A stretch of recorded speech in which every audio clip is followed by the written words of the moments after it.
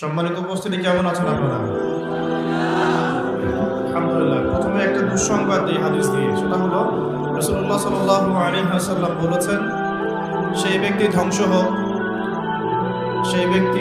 হোক, যে ব্যক্তির সামনে নবী মুহাম্মদ সাল্লাল্লাহু আলাইহি ওয়াসাল্লামের নাম উচ্চারিত হয়েছে কিন্তু সে নবীর নাম শুনেও দরুদ পড়ে নাই, সেই ব্যক্তির জন্য নবী সাল্লাল্লাহু আলাইহি ওয়াসাল্লাম বদদুয়া করেছেন। আমরা কি দরুদ পড়লাম না? পড়লাম না। নবী সাল্লাল্লাহু আলাইহি ওয়াসাল্লামের নাম শুনলেই বলতে হবে কি?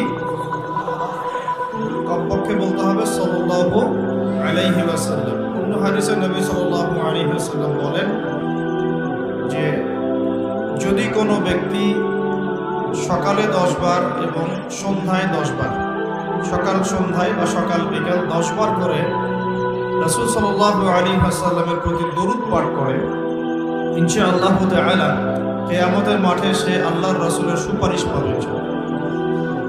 আমরা কি নবীর সুপারিশ পেতে চাই? আমরা তো মনে হয় না নবী সাল্লাল্লাহু আলাইহি ওয়াসাল্লামের সুপারিশ পেতে চাই।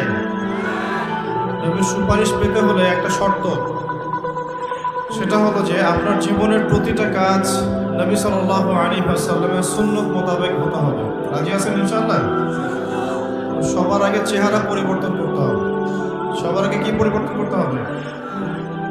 আসলে পরিবর্তন করতে হয় সবার আগে আকীদা বিশ্বাস, তারপরে পরিবর্তন করতে হয় আমল কাজ।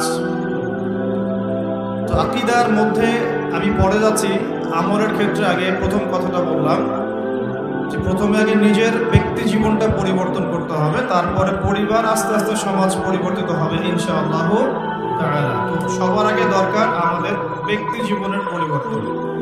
ব্যক্তির মধ্যে প্রথম বিষয় হচ্ছে চেহারা, আপনার আউটলুক।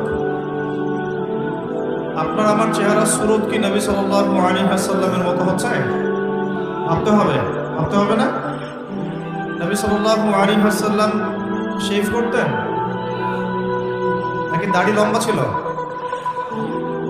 তো আমাদের সবার দাড়ি ছোট কেন? আমরা কি নবী সাল্লাল্লাহু আলাইহি ওয়াসাল্লামের উম্মত না অন্য কারো উম্মত?